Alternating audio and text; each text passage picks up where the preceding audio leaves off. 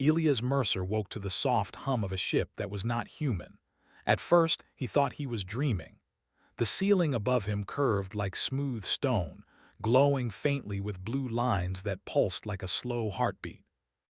The air smelled clean, almost sweet, and far too warm for a medical bay. He tried to sit up and felt a firm but gentle pressure on his shoulder. "Do not rise yet," a deep, melodic voice said. Elias froze. The voice was not speaking English. And yet somehow he understood every word. He turned his head slowly.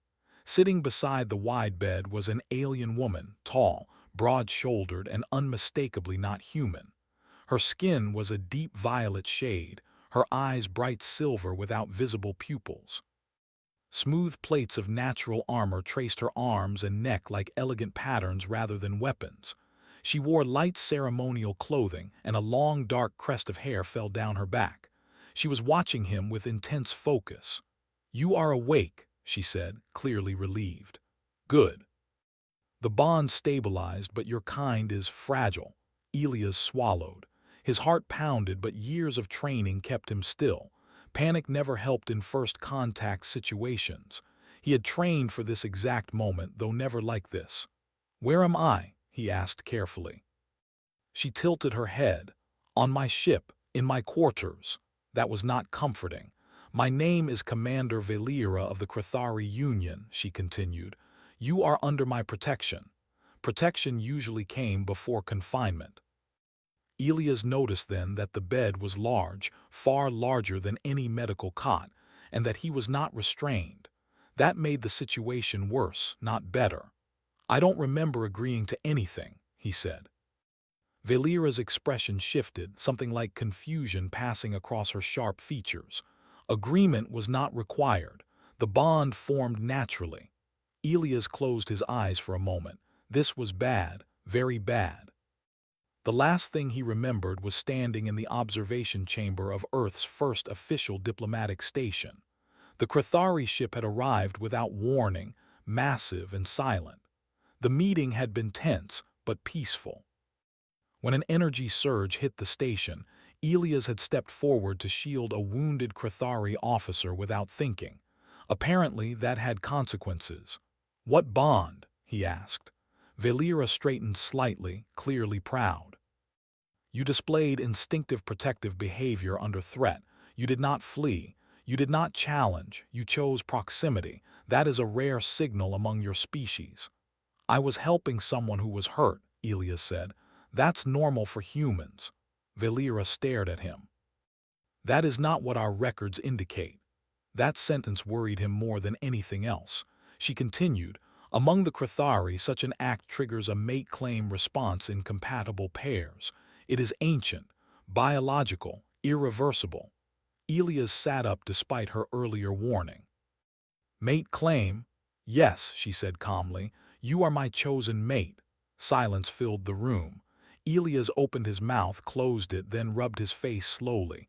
This had to be a misunderstanding, a cultural error, a translation glitch, something. "That's not how humans work," he said finally. Valera's brow ridges tightened. "Explain." Humans did not explain feelings easily, especially not to alien warrior cultures. Elias chose his words carefully. "We don't form bonds automatically. Protection doesn't mean ownership. It doesn't even mean romance. It just means care." Valera considered that. "Care leads to bonding." "Sometimes," Elias admitted, "but it has to be mutual, chosen." Her posture stiffened slightly. "The bond chose." Elias glanced around the room. No visible guards, no restraints. But he knew better than to assume freedom. Crithari ships were built for battle. Escaping would be nearly impossible. More importantly, escape might make things worse. "If I'm your mate," he said slowly, "what does that mean for me?" Valera's voice softened. "It means safety. Status, no harm will come to you. You will remain at my side." "And Earth?" Elias asked quickly. "My people," she hesitated. That single pause sent a chill through him. "Your species would be classified as protected," she said. "Valuable, preserved." Elias' blood ran cold. Protected species did not control their own future. They were studied, guided, managed, sometimes relocated. Humanity had not come this far to become a galactic curiosity. That can't happen, Elias said firmly. Valera met his gaze, surprised by the strength in his voice. You resist protection?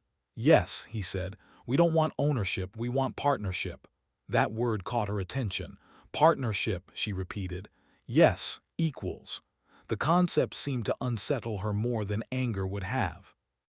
Crithari society was built on strength, hierarchy, and instinct. Equality was earned through combat or command, not words. You are weak, she said, not unkindly. Physically, your bones would break under Crithari training. Elias smiled faintly. And yet I stood in front of one of your warriors when things went wrong. Valera said nothing. He pressed on. Humans survive differently. We adapt. We learn. We question rules that don't make sense anymore. Tradition is strength, she replied. So is change, Elias said. A quiet tension settled between them. Valera studied him as if seeing him for the first time, not as a bonded being, but as an individual. That alone felt like a small victory. You will remain here, she said at last, until the council confirms the bond. How long will that take? Elias asked. Several cycles, days, maybe weeks. Elias leaned back against the bed, staring at the glowing ceiling. Panic fluttered at the edges of his thoughts, but he forced it down. Fear would not save humanity, thinking might. If I'm staying, he said, I want to talk to the council. Valera's eyes widened slightly. That is not customary. Neither is bonding a human without consent, Elias replied gently. She considered him again, longer this time. You challenge with words instead of weapons, she said. Strange. It's worked so far, he said. After a long moment, she nodded once. I will arrange observation access. You will speak under my authority. That's all I'm asking, Elias said. Valera rose to her full height, towering over him. Rest now, your body requires recovery. As she turned to leave, Elias called out, Valera, she paused. I'm not your property, he said, but I won't run either. Something unreadable crossed her face. Respect, perhaps. Or curiosity. I did not choose weakness, she said quietly. Perhaps I chose difference. When she left, the door sealed with a soft hum. Elias lay back, staring at the ceiling again, but this time his fear had shape and purpose. If humanity was going to survive its first real test in the galaxy, it would not be through ships or weapons. It would be through one human, one alien commander, and a misunderstanding that might change everything. And for the first time since waking, Elias allowed himself a small, determined smile. Elias did not know how much time passed before the door opened again. Crithari time cycles were different from Earth's, and the ship had no windows. When Valera returned, she was no longer alone. Two other Crithari stood behind her. Both were larger than Valera, their armor plates darker and heavier. Their eyes fixed on Elias with sharp interest, not curiosity but judgment. The council has been informed, Valera said. They wish to observe the bonded human. Elias pushed himself to sit properly on the bed. He forced his breathing to stay calm. This was not a courtroom, but it felt like one. I'm not an object, he said. I can speak for myself. One of the Crithari stepped forward. His voice was rough, like stone grinding together. The bonded does not speak without permission. Valera lifted one hand slightly. He will speak. That small act did not go unnoticed. The other Crithari glanced at her, surprised. Elias noticed too. They escorted him through wide corridors filled with glowing symbols and curved walls. Crithari moved with purpose, and many stopped to stare at him. Some looked confused. Others looked displeased. A few looked openly hostile. He was led into a vast chamber. The ceiling rose high above, lit by slow-moving light patterns. At the center stood a circular platform. Around it, elevated seats formed a ring. Several Crithari elders sat there, their armor marked with symbols of rank and history. Elias stood alone on the platform. Valera took her place beside the council, not above them but not below either. Her position mattered. Human, one elder said. "You stand here because a bond has been formed. This is rare. Explain your resistance." Elias looked up, meeting the elder's gaze. His legs felt weak, but his voice did not. "I resist because I was not asked," he said. "Where I come from, bonds are chosen by both sides." A low murmur spread through the chamber. "Choice is inefficient," another elder said. "Instinct is pure." "Instinct is fast," Elias replied, "but fast does not always mean right." Some of the Crithari shifted uncomfortably. That was not an answer they were used to hearing. The first elder leaned forward. "You claim humans value choice above survival. We value both," Elias said. "That's why we're still alive." A pause followed. Then a third elder spoke. "Your species is physically weak, emotionally volatile. Why should your customs matter?" Elias took a breath. This was the heart of it. "Because weakness forced us to adapt," he said. "We didn't survive by being the strongest. We survived by working together, by changing, by questioning old rules when they stopped helping us." The chamber grew quiet. Valera watched him closely. The elder turned his gaze to Valera. "Commander, you initiated the bond. Do you defend this claim?" Valera stood. "I defend the bond," she said, "but I question its meaning." That caused open shock. "The human does not behave as expected," she continued. "He does not submit. He does not flee. He challenges, but without violence."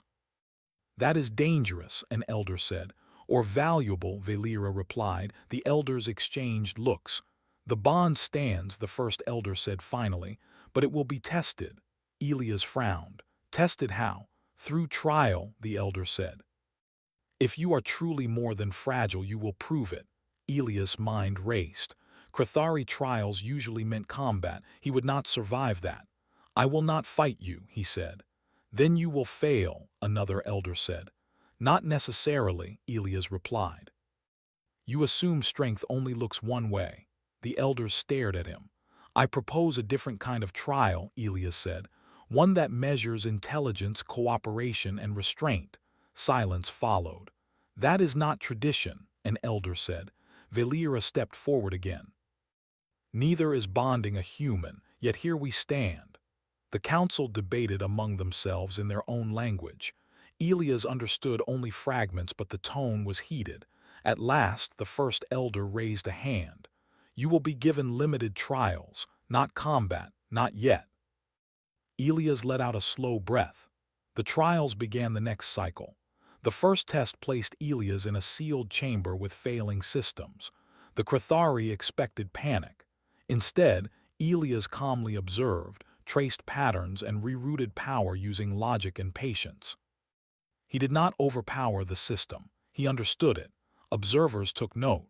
The second test paired Elias with a Crithari warrior in a coordination challenge. The warrior tried to dominate. Elias adjusted, adapted, and communicated. When the warrior stumbled, Elias caught him despite the weight difference. That moment changed something. The third test was psychological. Elias was shown images of Earth under Crithari protection, controlled, managed, stripped of choice. His stress levels were monitored. They spiked, but he did not break. Instead, he spoke. He explained why humans feared ownership more than death, why freedom mattered even when it hurt, why survival without choice was not survival at all. Valera watched in silence. Between trials, Elias remained under her protection. They spoke often, not as commander and bonded, but as two people trying to understand each other. "You confuse my people," Valera admitted once. "Good," Elias said. "That means they're thinking." She studied him. "If the bond is rejected, you will be released." "And if it is?" Elias asked. Her jaw tightened. "Then tradition will demand permanence." Elias nodded. "Then I'll keep talking." During the final observation, a rival Crithari faction made their move. They argued that humans were dangerous manipulators, that Elias was weakening Crithari strength from within. One warrior stepped forward and challenged Elias directly. "Fight me," he demanded. "Prove your worth." Elias shook his head. "Killing you wouldn't prove anything." The warrior lunged anyway. Before guards could react, Elias moved not to strike but to evade. He used the warrior's momentum, his own lower center of gravity, and years of human survival instincts. The warrior crashed to the floor, stunned but alive. Elias stood over him, breathing hard. "I don't want your place," he said. "I want respect." The chamber erupted in shocked voices. Valera rose slowly. "The human has proven restraint," she said. "He had advantage, he did not destroy." That mattered. The council fell silent. The first elder spoke at last. "The bond will not be enforced." Elias' heart skipped. "It will be redefined," the elder continued, "as a bond of choice, equal standing." Valera turned to Elias. "You are free to leave." Elias looked at her. At the warrior culture that had nearly claimed him, at the future hanging in balance. "I'll stay," he said, "but not because I'm claimed." Valera inclined her head. "Because you choose." For the first time, the Crithari Council witnessed something truly alien. A bond not built on instinct, but on will. The decision to stay changed everything. Elias was no longer confined to Valera's quarters. He was given open access to certain areas of the ship, always watched, always measured. Crithari warriors studied him as if he were a puzzle that refused to fit their rules. Some showed respect, others showed anger. None ignored him anymore. Word spread quickly through the ship and beyond it. A human had challenged a bond and lived. More than that, he had done so without violence. That alone made him dangerous in ways the Crithari did not fully understand. Valera felt the shift most strongly. As commander, she was used to clear answers and firm traditions. Now, nothing felt solid. Her people questioned her. Her bond was no longer instinct alone. And Elias, the human she was supposed to claim, walked beside her as an equal. They spoke often during the quiet cycles. "You could have left," Valera said once as they stood near a viewing wall that showed endless stars. "Your people would have welcomed you back." "Yes," Elias said, "but leaving would not fix anything." She studied him. "You believe change comes from staying." "I believe running lets others decide your future," he replied. That answer stayed with her. The Crithari Council soon announced a final gathering. Not a trial, a judgment. Representatives from several factions arrived, their ships docking around Valera's vessel. Some supported the council's new decision. Others wanted the old ways restored. Elias understood what that meant. If this meeting failed, humans might still be labeled fragile and controlled. Worse, the bond could be forced again, this time by law. The council chamber was fuller than ever. Warriors lined the walls. Elders sat rigid in their seats. Valera stood at the center, Elias beside her. "The human's presence has caused division," one faction leader said. "Our strength comes from certainty. This uncertainty weakens us." Elias stepped forward before Valera could speak. "Your strength comes from survival," he said calmly. "So does ours." Murmurs spread. "You fear humans because we don't follow your instincts," Elias continued. "But instincts don't change when the universe does. Thinking does." An elder raised a hand. "Bold words from a small being." Elias nodded. "We've heard that before." He took a slow breath and continued. "Humans have faced extinction more times than we can count. Plagues, wars, starvation. We survived because we learned, because we changed. Because we refused to let fear decide for us." Some of the younger Crithari listened closely. "You see weakness," Elias said. "We see opportunity. Where you see chaos, we see choice." A faction leader stood. "And what of the bond? You deny instinct itself." "I don't deny it," Elias replied. "I ask that it not be the only voice." Valera stepped forward then. "I claimed this human by instinct," she said, "but I stand with him by choice." That statement hit the chamber harder than any weapon. "This bond did not make me weaker," she continued. "It made me question, and in questioning I learned." The council debated fiercely. Voices rose, accusations flew. Elias remained still, letting the storm pass around him. He knew this moment was not about convincing everyone. It was about proving humans could stand without bowing. At last, the first elder stood. The Crithari will recognize humanity as an independent species, he declared. Not protected, not claimed. A breath Elias didn't realize he was holding finally escaped. However, the elder continued, this bond will serve as precedent, a bridge, not a chain. The chamber fell silent. Valera turned to Elias. You are free, fully. Elias looked at her, at the stars beyond the walls, at the future opening in ways no one had planned. I know, he said, that's why I'm still here. The elder inclined his head slightly. Then this gathering is concluded. In the cycles that followed, human and Crithari delegates began real talks, difficult talks, honest ones. There were arguments, setbacks, and misunderstandings, but there was also progress. Elias became something unexpected, a translator not just of language but of values. Valera watched him work, listened as her people argued with him, learned as he refused to submit but never tried to dominate. Slowly, Crithari warriors began adopting new training methods, not to replace strength but to guide it.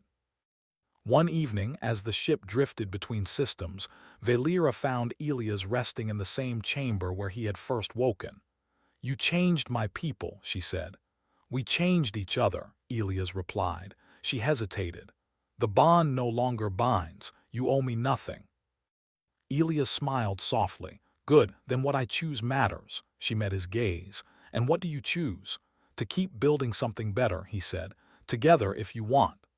Valera placed her hand over his, a gesture no longer driven by instinct but meaning. Then this is not a claim, she said. No, Elias agreed. It's a beginning. Far away, Earth received the message. Humanity was no longer alone, not owned, not managed, recognized. The galaxy had expected humans to kneel. Instead, they had stood. And in doing so, they had taught an ancient warrior race something it had forgotten. That true strength was not in claiming others, but in choosing to stand beside them. The galaxy did not change overnight.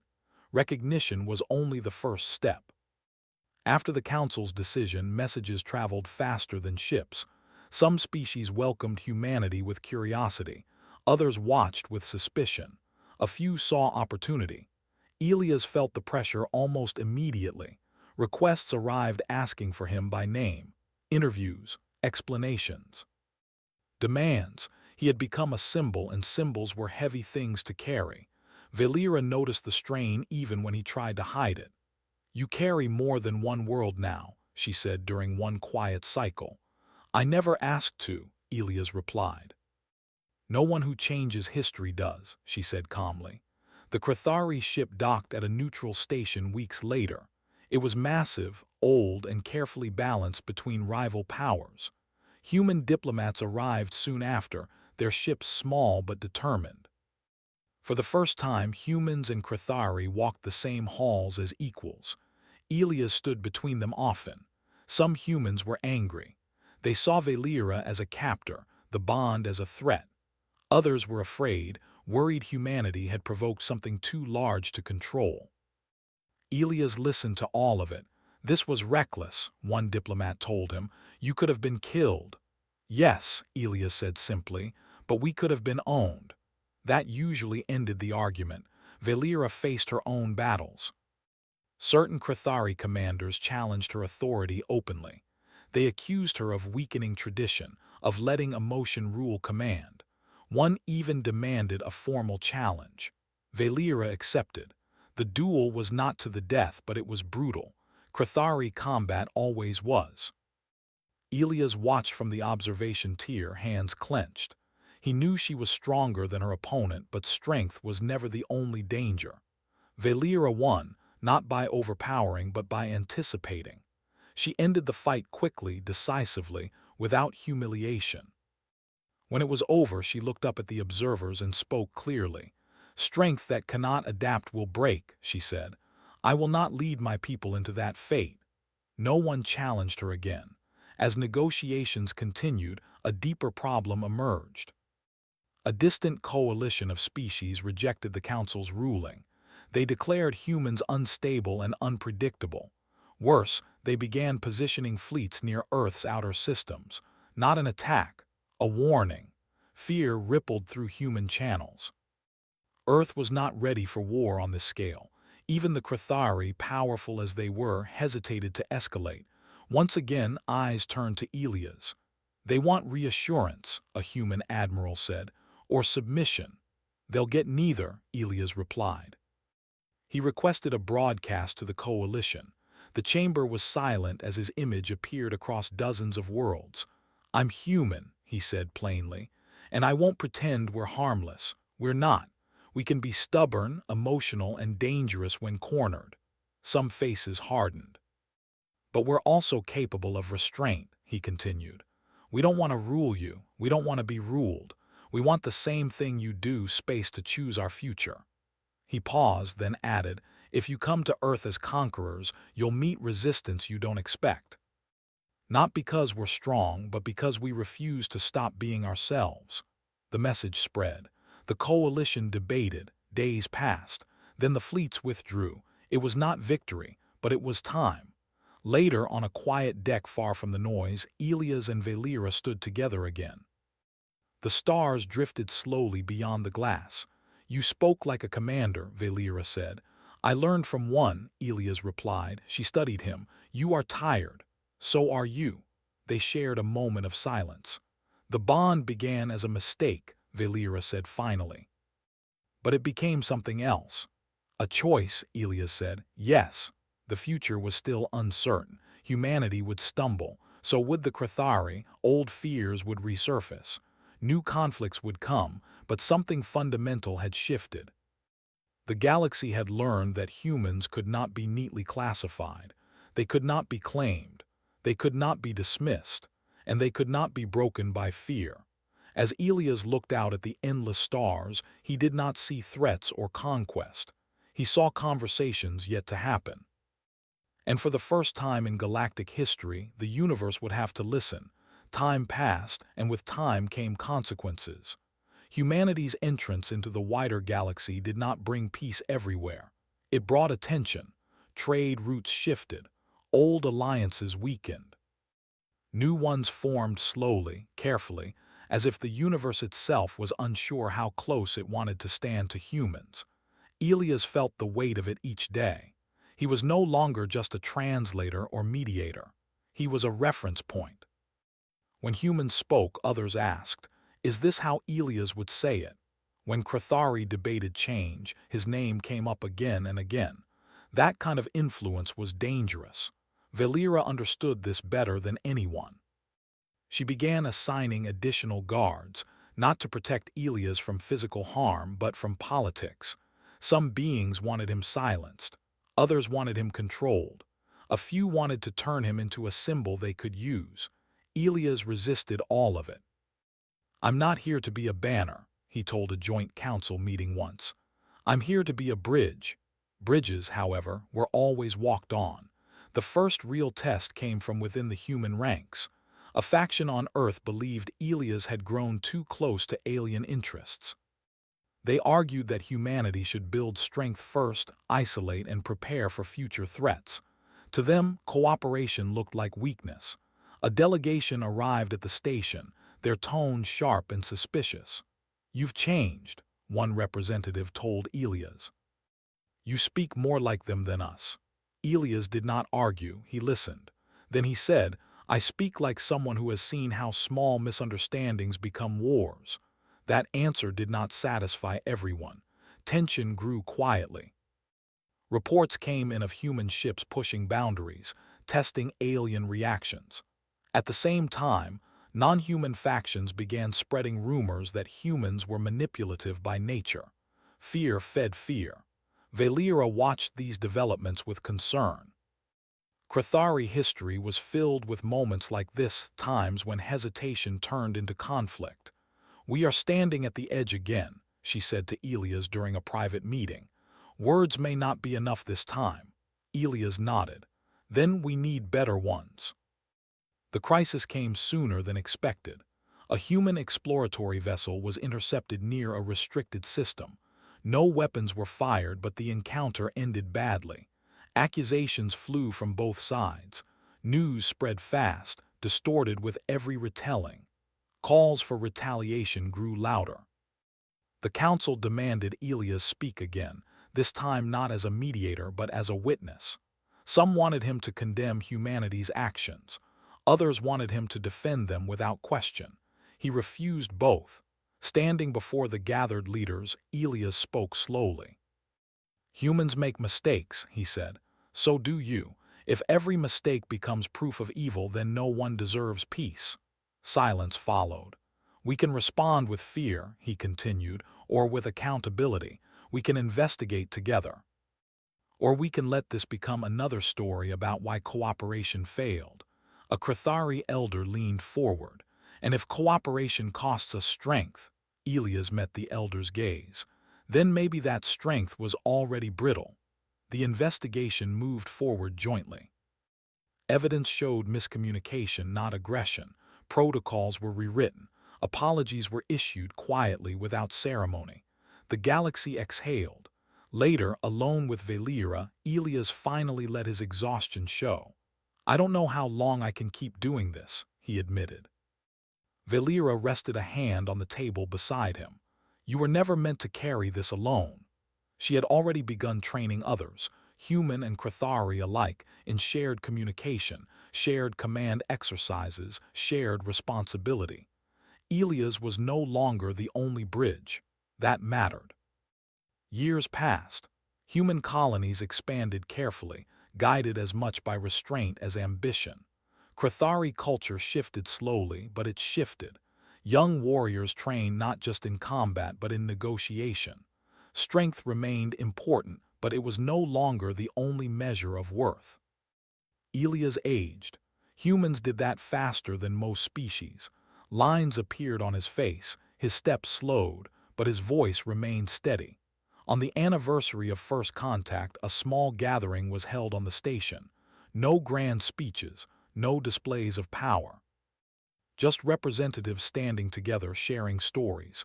Valera stood beside Elias, taller as ever, unchanged by time. "You will not see what comes next," she said quietly. "No," Elias agreed. "But I helped aim it." She inclined her head. "That is enough." As the gathering ended, Elias looked out once more at the stars. They no longer felt distant or hostile. They felt complicated, alive with choices. Humanity had not conquered the galaxy. It had joined it. And that, Elias believed, was the braver path. When he finally stepped away from public life, others stepped forward to continue the work. The bridge became a network. One voice became many. Long after Elias Mercer was gone, the story remained, not of a bond that claimed a human, but of a human who chose to stand, speak, and change the shape of the future, without ever raising a weapon. And the galaxy was better for it.